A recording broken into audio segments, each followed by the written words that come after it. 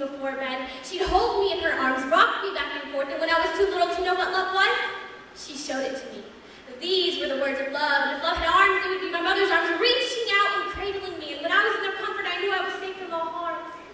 But one day, I outgrew those arms, and they outgrew me. I wondered why my mother wasn't home at night. She had taken those same arms, those very same arms, and used them for a different purpose. Those were the arms of a worker. She worked nights so she could be with me by day, and I can't complain, but at that age, I had no clue why.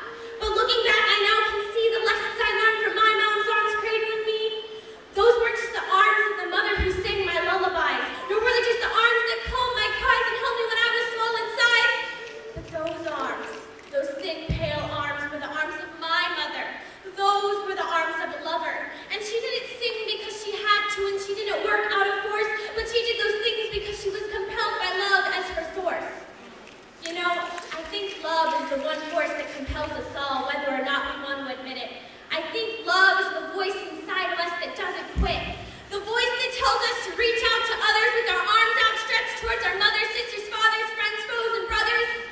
You know, not only my mother had the arms of love, but so did her mother, and so did her mother, and so did her mother. And I think you know where I'm going with this.